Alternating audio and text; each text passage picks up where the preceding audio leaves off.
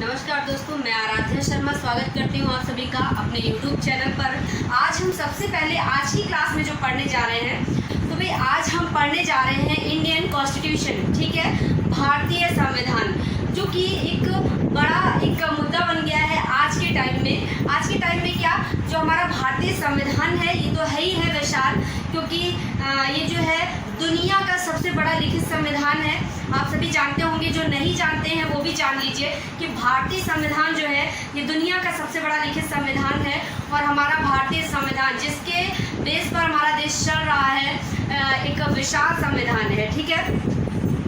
And इस संविधान से हमारे एग्जाम्स में क्वेश्चन देखने को मिलते ही मिलते हैं, आप सभी जानते हैं। और आज का जो टाइम है, यहाँ पर हर एक एग्ज़ाम में आप किसी भी कॉम्पिटिटिव एग्ज़ाम में बैठें, वहाँ पर आपको इस सब्जेक्ट से क्वेश्चन दो चार देखने को मिलते ही मिलते हैं। और अगर आप SI का या कांस्टेबल का एग्ज़ाम देने जा रहे हैं, तो वहाँ पर तो आपको 110% इससे 6 से 8 क्वेश्चन देखने को मिलते ही मिलते हैं सिविक्स से, ठीक है।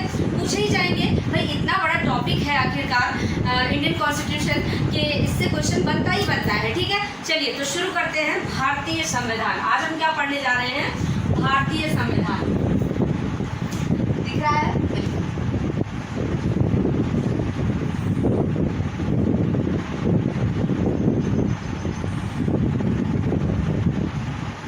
भारतीय संविधान हम पढ़ने जा रहे हैं। बेटा संविधान के बारे में सबसे पहले हम बेसिक समझेंगे, ठीक है। फर्स्ट क्लास को जरूर देखिएगा, क्योंकि अगर आप फर्स्ट क्लास नहीं देखेंगे तो आप चीज़ों को नहीं समझ पाएंगे, आप बेसिक स्ट्रक्चर जो है उसको नहीं समझ पाएंगे कि आखिरकार है क्या, ठीक है। यहाँ पर आपको ऐसे पॉइंट्स मिलेंगे, ऐसे पॉइंट्स मिलेंगे जो कि आपको हर एक चैनल पर नहीं मिलते, ठीक है। मैं आपको एकदम बारीकी से और एक एग्जाम की दृष्टि से एक क्वेश्चन बताऊंगी जो कि आपके एग्जाम्स में पूछे जाते हैं। देखिए भारतीय संविधान, सबसे पहले तो हम जानते हैं कि ये जो संविधान शब्द है, ये जो संविधान शब्द है, इस संविधान शब्द का अर्थ क्या है बेटा, ठीक है। तो बहुत सारे बच्चों को ये नहीं पता होता है कि इस संविधान शब्द का अर्थ क्या होता है। तो हम आपको बताते हैं संविधान। देखिए सभी देशों का अपना अपना संविधान होता है, कई सारे देशों का अपना अपना संविधान है। हमारे भारत का अपना संविधान है, भारतीय संविधान, ठीक है। देखिए संविधान का अर्थ आखिरकार क्या है, तो संविधान का अर्थ है कानूनी अधिकारों का दस्तावेज। क्या है? कानूनी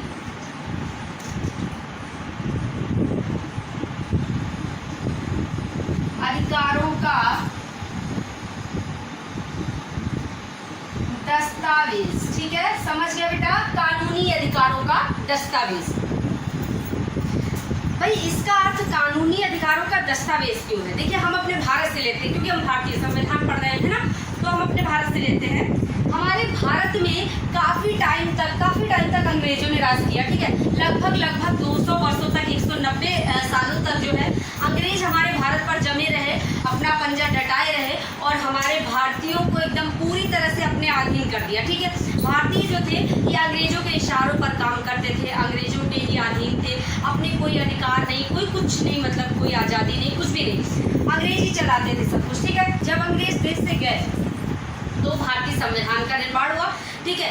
अब संविधान का जब निर्माण हुआ तभी तो बेटा हम भारतीयों को अपने अधिकार मिले, अपनी आज़ादी मिली, ठीक है। और ये सारे के सारे अधिकार कैसे थे? कानूनी थे, ठीक है। ये सारे के सारे अधिकार कानूनी थे, जो कि आज भी आप फॉलो कर रहे हैं। और इन्हीं कानूनी अधिकारों के बेस पर आपको इतनी सारी स्वतंत्रताएं मिली हुई हैं, बोलने की आज़ादी, घूमने की आज़ादी, अपनी दैहिक स्वतंत्रता, मतलब काफ़ी सारी धर्म की स्वतंत्रता, बहुत सारी स्वतंत्रताएं आपको मिली हुई हैं। किस बेस पे मिली हुई हैं? तो ये जो संविधान है ना, कानूनी अधिकारों का दस्तावेज, इसी दस्तावेज के आधार पर मिली हुई है, ठीक है। ये एक दस्तावेज है, और कैसा दस्तावेज है? हमारे कानूनी अधिकारों का दस्तावेज है, ठीक है। आई बात समझ में? भाई इससे पहले हमारे तो अधिकार ही नहीं थे ना, सारे अधिकार अंग्रेजों के पास थे, हमारे कोई अधिकार नहीं थे, कहीं कोई दस्तावेज भी नहीं था जिस पर ये अधिकार लिखे जाते, ठीक है। जब ये संविधान बना तो हमें अधिकार दिए गए, हमारे अधिकारों को कहीं लिखा गया कि भाई ऐसे, तो मान लीजिए हमारे कहीं इनको लिखा नहीं गया है, तो किसी ने कह दिया भाई हमारा तो ये अधिकार है, हमारा तो गोली मारने का अधिकार है, गए मार दिया, ठीक है। तो ऐसा कुछ भी नहीं है, इसीलिए एक दस्तावेज तैयार किया गया, और वो दस्तावेज क्या था? भारतीय संविधान, ठीक है। और उस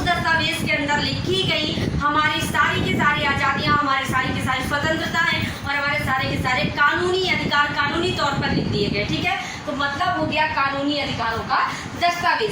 देखिए छोटे छोटे पॉइंट्स हैं लेकिन समझना बहुत जरूरी है, क्योंकि अगर हम इन्हें समझेंगे नहीं तो फिर हमें बेसिक स्ट्रक्चर जो है वो समझ में नहीं आएगा। ठीक है, चलिए भाई, तो ये तो संविधान का मतलब हो गया कानूनी अधिकारों का दस्तावेज। चलिए भाई अब आगे बढ़ते हैं। हम देखते हैं कि विश्व में सबसे पहले किस देश ने अपना संविधान लिखा। पूरी दुनिया में सबसे पहले संविधान किस देश ने लिखा, तो ये भी आपको पता होना चाहिए कि विश्व में सबसे पहला लिखित संविधान किस देश का था बेटा। तो यहाँ पर देख लीजिए, दिख रहा है बिल्कुल, विश्व का प्रथम लिखित संविधान, विश्व का प्रथम लिखित संविधान। कई सारे बच्चों को पता भी होगा और कई सारों को नहीं भी पता होता है। ठीक है, तो ये भाई कौन से देश का है, तो ये है संयुक्त राज्य अमेरिका, संयुक्त राज्य अमेरिका। ठीक है बेटा, ये किस सन में लिखा गया ये बहुत इंपॉर्टेंट है और इसको जान लीजिए। कई सारे लोग इस चीज को नहीं जानते ये किस सन में लिखा गया। तो बेटा ये 1789 में, ठीक है 1789 में, 1789 में ये जो हमारा अमेरिका का सबसे पहला, विश्व का सबसे पहला लिखित संविधान है ये लिखा गया। ठीक है, विश्व का सबसे पहला लिखित संविधान।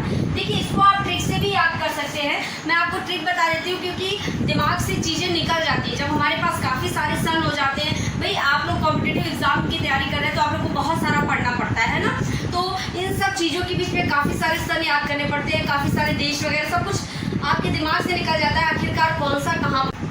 तो दुनिया में सबसे पहले संविधान लिखा जा रहा है, तो भाई संविधान कोई छोटा मोटा टॉपिक नहीं है, संविधान एक बड़ी बात है। संविधान लिखना बड़ी बात है, पैसा लगता है, लोगों का समूह बनाना पड़ता है, दिमाग लगता है, काफ़ी कुछ खर्च करना पड़ता है ना। तो भाई पैसा सबसे ज़्यादा इसमें खर्च होगा, तो भाई ये काम कौन कर सकता है, सबसे पहले इस काम को कौन कर सकता है, जहाँ पैसा खर्च होगा वो कौन करेगा, वो करेगा अमीर बंदा। ठीक है, पैसा तो भाई अमीर बंदा ही खर्च कर सकता है क्योंकि अमीर के पास ही पैसा होगा, तो पैसा खर्च करेगा सबसे पहले अमीर बंदा।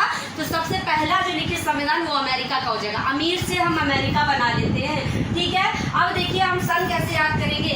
किसी एक बंदे ने शुरुआत करी तो एक से आप एक याद रखेंगे, उसके साथ कई लोग आ गए तो 7 से हम 7 बना लेंगे। ठीक है, और एक एक करके लोग बढ़ने लगे, 7 के बाद 8 आता है, 8 के बाद 9 आता है, डिजिट 4 होती हैं आप जानते हैं। ठीक है, तो ऐसे हम सन को याद कर लेंगे कि अमीर बंदे ने शुरुआत करी तो अमेरिका हो गया सबसे पहला लिखित संविधान।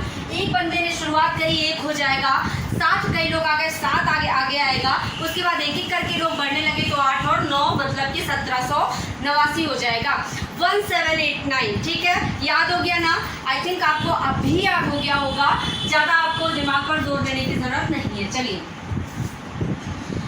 नेक्स्ट है, ये तो हो गई विश्व की बात। अब हम देखते हैं कि एशिया में प्रथम लिखित संविधान किस देश का है, एशिया में। ठीक है, तो देखिए ये भी ट्रिक से याद करवाऊंगी, बिल्कुल टेंशन लेने की जरूरत नहीं है।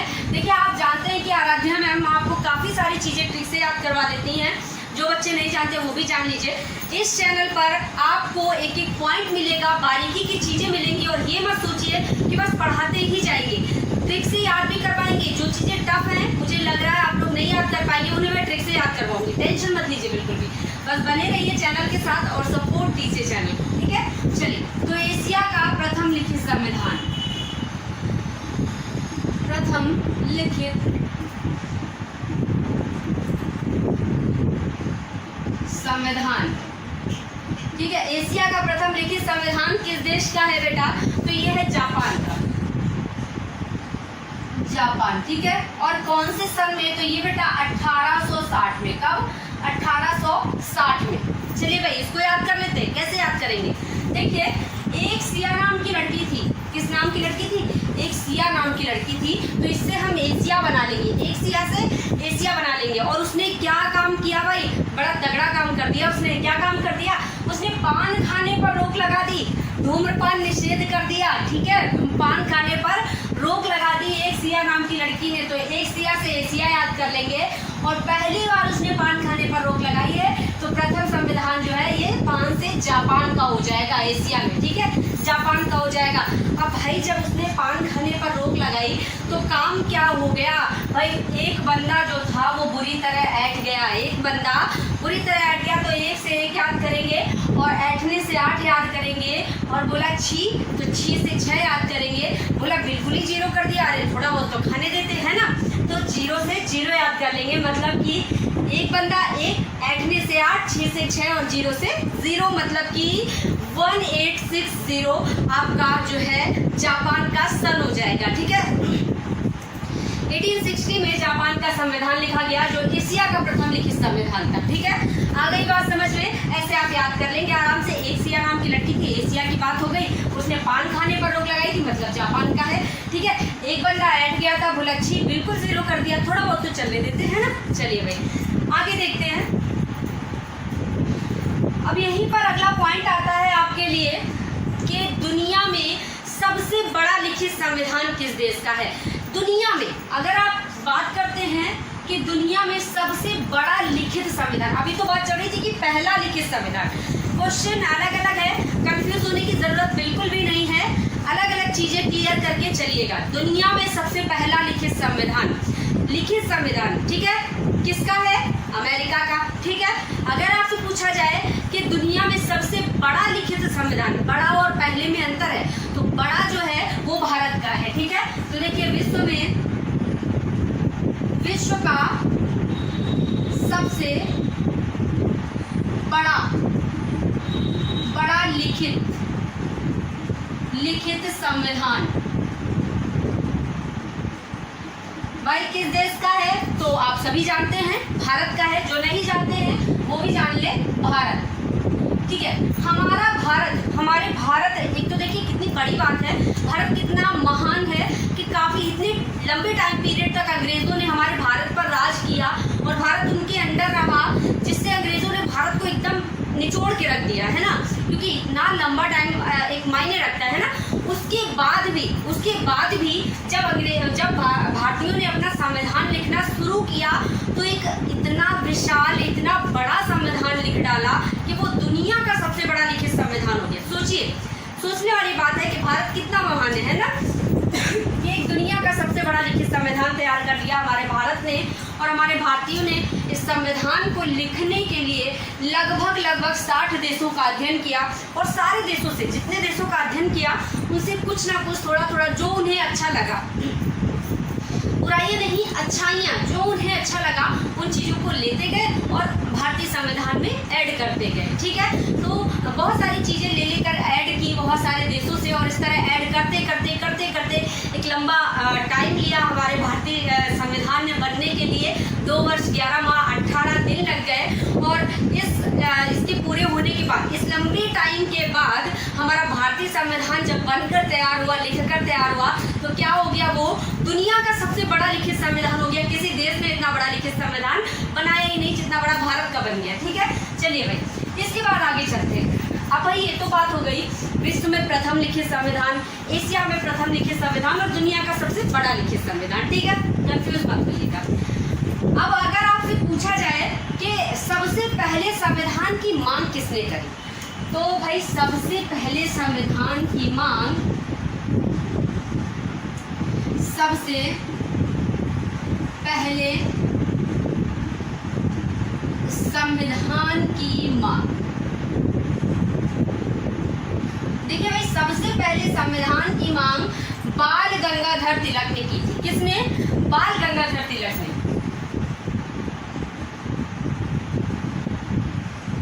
गंगाधर तिलक, सभी लोग इनका नाम जानते हैं, इनसे अच्छे से वाकिफ है सभी लोग। और कब करी थी भाई इन्होंने सबसे पहले संविधान की मांग की थी, तो आखिरकार कब की थी, तो 1895 में। कब? 1895 में, 1895 में जो है इन्होंने संविधान की मांग कर दी थी। मतलब इन्होंने कह दिया था कि भाई हमारा अपना एक अलग संविधान होना चाहिए, ठीक है। इस तरह से इन्होंने संविधान की, अभी कोई बेस नहीं तैयार हुआ था, कुछ भी नहीं हुआ था, बस इन्होंने मांग करी थी, ठीक है। लेकिन ये एक इम्पॉर्टेंट क्वेश्चन बन जाता है, आपके एग्जाम्स में देखने को भी मिला है कि सबसे पहले संविधान की मांग किसने करी थी? तो भाई बाल गंगाधर तिलक ने सबसे पहले संविधान की मांग 1895 में करी थी। आई बात समझ में? आ गई बात समझ में? चलिए आगे बढ़ते हैं। देखिए बेटा, ये तो बात हो गई मांग करने की, ठीक। अभी कोई इसका कोई भी स्ट्रक्चर तैयार नहीं हुआ था, कुछ भी नहीं हुआ था। अब देखिए संविधान की अवधारणा कहाँ से पड़ती है? तो संविधान की अवधारणा जो है बेटा, ये आगे चलकर कुछ टाइम के बाद 1923 में क्या काम होता है? मोतीलाल नेहरू और चितरंजन दास जी ने, देखिए यहाँ पर लिखते हैं, सबसे पहले अब संविधान की अवधारणा पढ़ने जा रही है, ठीक है, अवधारणा पढ़ने जा रही है, एक मतलब देश तैयार होने जा रहा है, ठीक है। चलिए, तो संविधान सबसे पहले मोतीलाल नेहरू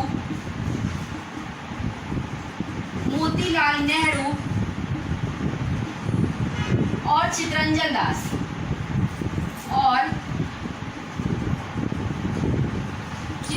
दास जिन्हें देशबंधु भी कहा जाता है, ठीक है। मोतीलाल नेहरू जी को आप सभी लोग जानते हैं, मैं इनके बारे में बताने की जरूरत नहीं। हमारे देश के पीएम, पहले जो पीएम, हमारे देश के पहले पीएम पंडित जवाहरलाल नेहरू जी के पिताजी, हालांकि इनको किसी की पहचान की जरूरत नहीं है, इनकी अपनी एक अलग पहचान है, मोतीलाल नेहरू जी एंड चितरंजन दास जी ने मिल करके, जिन्हें देशबंधु भी कहा जाता है, चितरंजन दास ने मिलकर 1923 में, कब? 1923 में स्वराज पार्टी की स्थापना करी। स्वराज पार्टी की स्थापना की, ठीक है बेटा। आई बात समझ में? सबसे पहले मोतीलाल नेहरू और चितरंजन दास जी ने क्या किया? स्वराज पार्टी की स्थापना करी, दोनों लोगं ने मिलकर के। कब? 1923 में। कंफ्यूज मत होइएगा, ये जो 1923 है ना, अगर आपसे पूछते हैं कि स्वराज पार्टी की स्थापना कब हुई, तो कई सारे बच्चे 1921 लगा के आ जाते हैं, कई सारे 1922 लगा के आ जाते हैं। गलत है, 1923 लगाइएगा, बिल्कुल सही है, ठीक है। तो 1923 में इन्होंने स्वराज पार्टी की स्थापना करी। आई बात समझ में? स्वराज मतलब क्या? स्वयं का राज, है ना, स्वयं का राज चाहिए। भाई स्वयं का राज कैसे मिलेगा? जब संविधान बनेगा, है ना। सब हमें स्वयं का राज कैसे मिला? जब हमारा संविधान बना, तभी तो हमें अपने अधिकार मिले, अपनी स्वतंत्रताएं मिली, है ना। तो स्वराज पार्टी की स्थापना इन्होंने कर दी, और आगे चल करके इसके बाद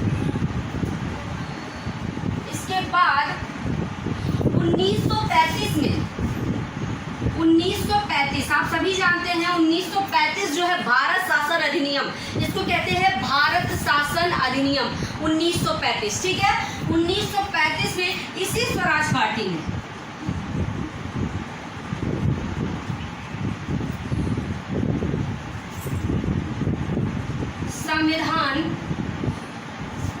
संविधान सभा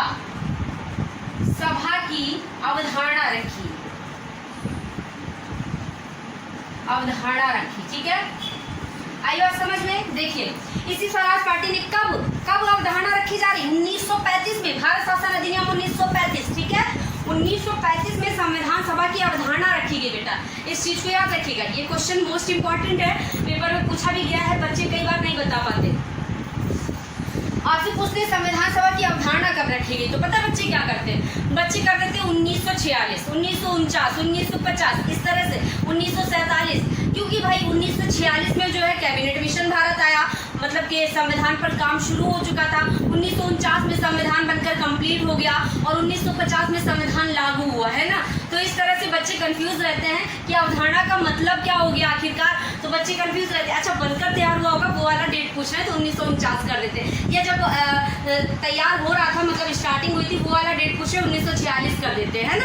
या फिर लागू हुआ वो वाला डेट पूछ रहे तो 1950 कर देते हैं। गलत है। अवधारणा मतलब कि यहाँ पर एक बेस रखा जा रहा है, ठीक है। अभी कुछ नहीं है, अभी सिर्फ एक अवधारणा रखी गई, एक बेस रखा गया है संविधान के लिए, और वो कब? तो वो 1935 में, ठीक है। तो इस डेट को आप स्पेशली याद रखें कि अगर आपसे क्वेश्चन करें कि संविधान की अवधारणा कब रखी गई थी, संविधान सभा की अवधारणा, तो आप कहेंगे 1935। आई बात समझ में? चलिए आगे बढ़ते हैं।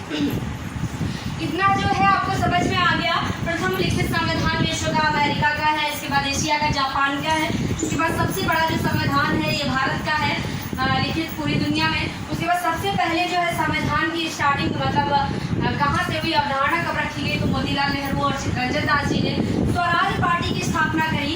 कब करी बेटा? 1923 में। और इसके बाद 1935 में इसी स्वराज पार्टी के द्वारा संविधान सभा की अवधारणा रखी गई। ठीक है, चलिए भाई, हमें वीडियो ज़्यादा लंबा नहीं करना है, ज़्यादा चीज़ें कम टाइम में आपको बतानी है, जिससे कि आपका टाइम भी बचे और आपको चीज़ों की नॉलेज भी हो जाए। ठीक है, आगे चलते हैं। देखिए, इसके बाद बेटा आप सभी लोग जानते हैं 1939 से 1945 तक एक युद्ध हुआ, जो कि क्या कहलाया? विश्व युद्ध। कौन सा युद्ध था? द्वितीय विश्व युद्ध। देखिए, सेकेंड वर्ल्ड वॉर। देखिए, सेकेंड वर्ल्ड वॉर जो हुआ ये 1939 से लेकर के 1945 तक चला। देखिए,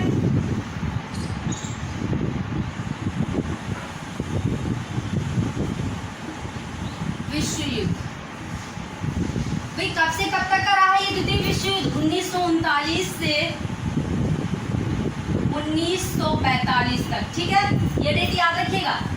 ओके, पेपर में पूछी जाती है ना। चलिए, 1939 से 1945 तक द्वितीय विश्व युद्ध हुआ। देखिए, इस विश्व युद्ध में दुनिया भर के कई सारे देश शामिल हुए, तभी तो इसको कहा गया विश्व युद्ध, है ना।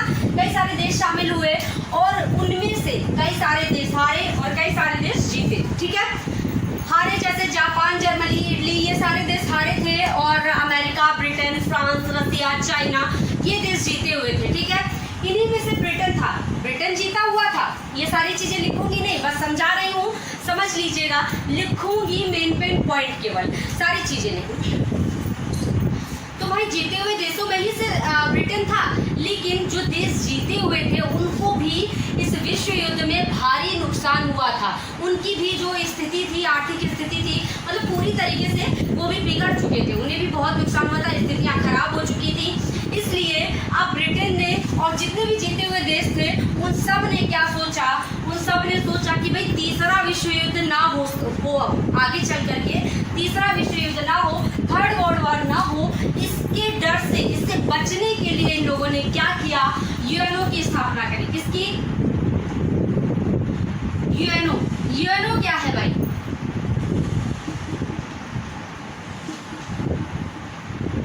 पहले तो जानते हैं कि यूएनओ की स्थापना इन लोगों ने कब? तो यूएनओ की स्थापना बेटा 24 अक्टूबर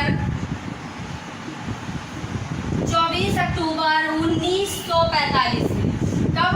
24 अक्टूबर 1945 में।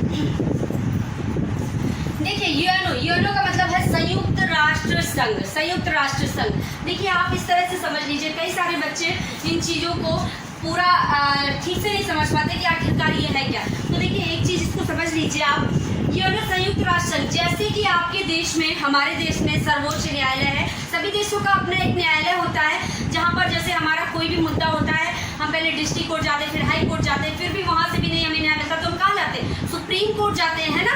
तो हमारे देश का जो है वो सुप्रीम कोर्ट है, सबसे बड़ा, है ना। लेकिन अगर कहा जाए कि सभी देशों का कौन सा है, तो ये अंतर्राष्ट्रीय न्यायालय है यूएनओ। ठीक है, यूएनओ जो है एक अंतर्राष्ट्रीय न्यायालय है, मतलब कि पूरी दुनिया का सारे देशों का एक सबसे ऊंचा न्यायालय, अंतर्राष्ट्रीय न्यायालय। जैसे कि हमारे देश में कोई भी मुद्दा होता है तो सर्वोच्च न्यायालय जा रहे हैं, लेकिन अगर सारे देश आपस में मिलकर झगड़ जाएं, जैसे द्वितीय विश्व युद्ध हुआ, इसमें सारे देश आपस में मिलकर के झगड़ गए, तो क्या हुआ भाई? इससे बचने के लिए एक अंतर्राष्ट्रीय न्यायालय की स्थापना कर दी गई। ठीक है, कि अब आपस में अगर सारे देश मिलकर के झगड़ेंगे तो इनका निपटारा कौन करेगा? तो ये करेगा अंतर्राष्ट्रीय न्यायालय। भाई एक देश अगर करता है तो सर्वोच्च न्यायालय होता है, लेकिन अगर बहुत सारे देश मिलकर आपस में झगड़ जाते हैं या कोई केस हो जाता है तो कौन करेगा? तो वो अंतर्राष्ट्रीय न्यायालय है यूएनओ, संयुक्त राष्ट्र संघ, जिसकी स्थापना 24 अक्टूबर 1945 को नीदरलैंड में की गई थी। ठीक है, चलिए भाई, तो ये चीज़ें भी आप जानेंगे जब मैं आपको यूएनओ पढ़ाऊंगी स्पेशली, तो वहाँ पर एक एक पॉइंट बताऊंगी, इसकी कौन कौन सी शाखाएं हैं, किसने किसने स्थापना की। विंस्टन चर्चिल ने इसकी स्थापना करी थी अमेरिका के राष्ट्रपति के साथ मिलकर के। ठीक है, तो ये सारी चीज़ें आप यूएनओ में जानेंगे। चलिए आगे जानते हैं। अब भाई यूएनओ की स्थापना कर दी थर्ड वर्ल्ड वॉर से बचने के लिए, लेकिन ब्रिटेन जो था वो भी अब जान चुका था कि भारत पर अब ज़्यादा लंबे समय तक राज करना ब्रिटेन के बस की बात नहीं थी। क्यों भाई? क्योंकि उनकी भी आर्थिक स्थिति खराब हो चुकी थी, अंदर से वो भी खोखले हो चुके थे युद्ध के दौरान। ठीक है, और भारतीय भी जो थे वो भी अब बहुत ज़्यादा तेजी में जोश में आ गए थे। भारतीयों को भी अब अपनी आज़ादी चाहिए ही चाहिए थी, कैसे भी करके, है ना। ब्रिटेन वासी इस चीज़ से भी परिचित हो चुके थे कि अब तो भारतीय हमें भगा कर रहेंगे, तो उन्होंने सोचा कि भाई पहले से भाग जाओ अच्छा है, अपना इनका देश इनको समर्पित करके और पहले से चले जाओ ज़्यादा अच्छा है, बाद में बेइज्जती हो क्या फ़ायदा, भगाए जाए, है ना। तो ब्रिटेन वासियों ने भारत की सत्ता भारतीयों के हाथ में देने का निर्णय ले लिया। 1942 में महात्मा गांधी जी ने कह दिया करो या मरो, मतलब आज़ादी दिलाओ, आज़ादी लो, कैसे भी लो, चाहे मरो या कुछ भी करो, तो करो या मरो जो है। इस तरह से जब गांधी जी ने कह दिया तो अंग्रेजों के और ज़्यादा उन्होंने ये सोचा कि भाई अब तो भगाए ही जाएंगे, है ना। तो अंग्रेज देश से जा रहे थे, उसके दौरान अंग्रेजों को ये चीज़ भी पता थी, अंग्रेज जानते थे कि हमने इतने टाइम से भारत पर राज किया है, अब भारत में जो है एकता खत्म हो चुकी थी। भाई आप ही देख लीजिए, आप लोग जानते हैं कि कभी भी आप लोग अगर किसी दूसरे के अंडर ज़्यादा समय तक काम कर रहे हैं तो आप अपने ज्ञान को भूल जाते हैं। आप किसी दूसरे का ज्ञान ले लेकर के काम कर रहे हैं तो आप अपना जो आपका खुद का ज्ञान है उसको आप भूल जाते हैं, है ना, होता है ना। इसी तरह भारतीय जो थे ये ब्रिटेन वासियों के अंडर बहुत टाइम से काम कर रहे थे, उन्हीं के इशारों पर चल रहे थे, उन्हीं के हिसाब से सब कुछ कर रहे थे। तो अब ये अपनी चीज़ें भूल चुके थे, ये अपनी आज़ादी भूल चुके थे, अपनी एकता भूल चुके थे, और ब्रिटेन वासी इस चीज़ को जानते थे।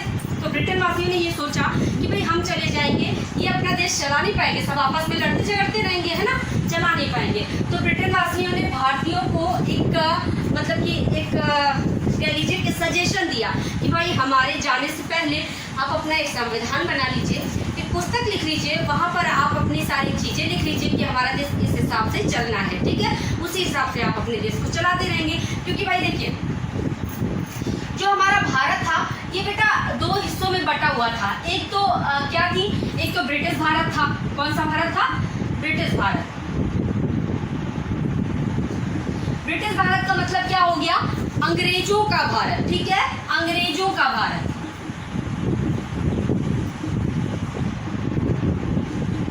ठीक है, ये तो अंग्रेजों का भारत है, तो इस पर तो अंग्रेजों का कब्जा था ही, लेकिन कुछ रियासतें भी थी भारत में, छोटी छोटी कुछ रियासतें। और ये रियासतें कितनी थी? 565 थी। कितनी रियासतें थी? 565 रियासतें।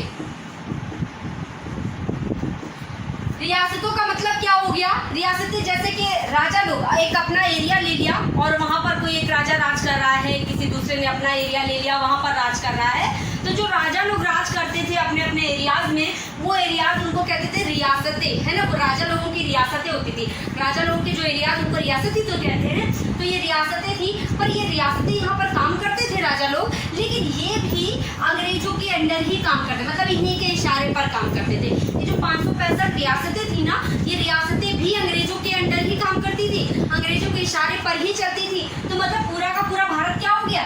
ये पूरा का पूरा भारत अंग्रेजों के इशारों पर ही चल रहा था। ठीक, आई बात समझ में? हाँ, दो हिस्सों में, लेकिन चल रहा था अंग्रेजों के इशारों पर। ठीक, इसलिए अंग्रेजों ने भाई इन लोगों को एक डिसीजन दिया कि भाई आप अपना संविधान बना लीजिए, अपनी पुस्तक लिख लीजिए, और हमारे जाने के बाद आपको देश चलाने में कठिनाइयां ना हो, इसलिए इस चीज़ का होना जरूरी है। ठीक है, क्योंकि अभी तक तो देश को अंग्रेज ही चला रहे थे, है ना। भाई ये बात भारतीयों को ठीक लगी। क्यों ठीक लगी? क्योंकि काफ़ी टाइम से भारतीय भी कहीं ना कहीं चाह रहे थे कि उनका अपना एक संविधान बने। भाई बाल गंगाधर तिलक ने तो 1895 में ही मांग कर दी थी संविधान की, है ना। मोतीलाल नेहरू और चित्तरंजन दास जिसने 1923 में ही स्वराज पार्टी की स्थापना कर दी थी, है ना। तो मतलब भारतीय भी कहीं ना कहीं इस चीज़ को कहीं ना कहीं क्या पूरी तरह चाहते थे कि भारत का अलग संविधान होना चाहिए। तो ये बात भारतीयों को सही लगी और अंग्रेजों भारतीयों ने इस चीज़ के लिए बिल्कुल तैयार हो गए भारतीय।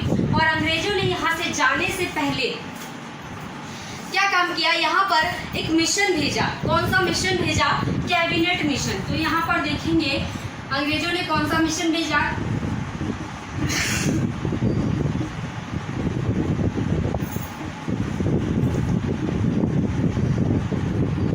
अब कौन सा मिशन था ये भाई? Cabinet mission.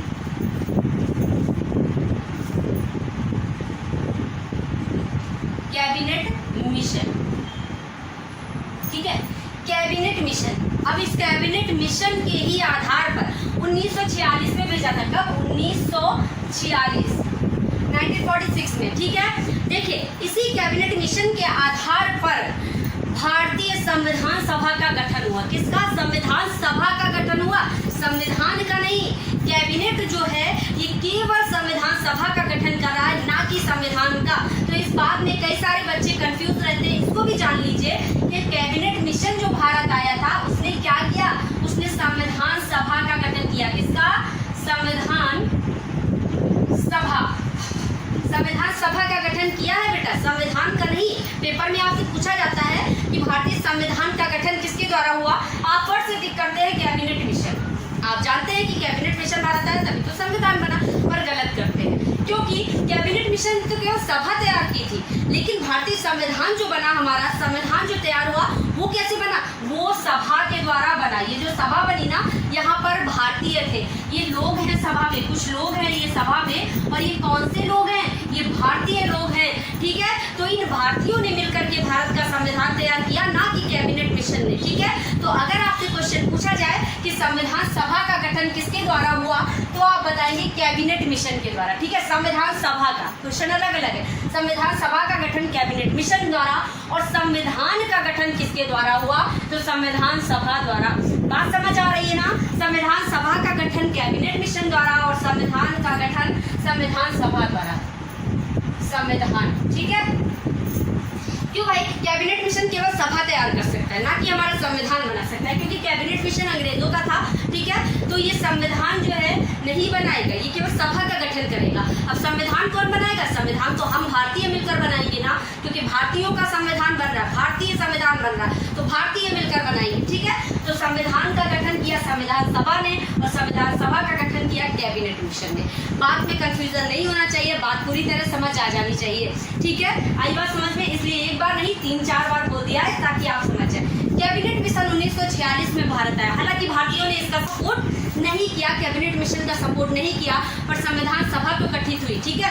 संविधान सभा के द्वारा फिर बाद में हमारा संविधान निर्माण हुआ। ये जो कैबिनेट मिशन था ना बेटा, इसके बारे में हम कल की क्लास में पूरी तरह से पढ़ेंगे कि कैबिनेट मिशन की स्थापना कब हुई, किसके द्वारा हुई और कहाँ पर हुई, कब ये भारत आया, कब इसने रिपोर्ट प्रकाशित करी और कब इस पर काम शुरू हुआ, ठीक है। इन सारी चीज़ों को हम कल की क्लास में पढ़ेंगे। कैबिनेट मिशन में कितने सदस्य थे, आखिरकार कैबिनेट का अर्थ क्या होता है, ठीक है। तो ये सारी चीज़ें कल की क्लास में जानेंगे। आज की क्लास काफ़ी लेंथी हो गई है, तो आज की क्लास को यहीं पर रोकते।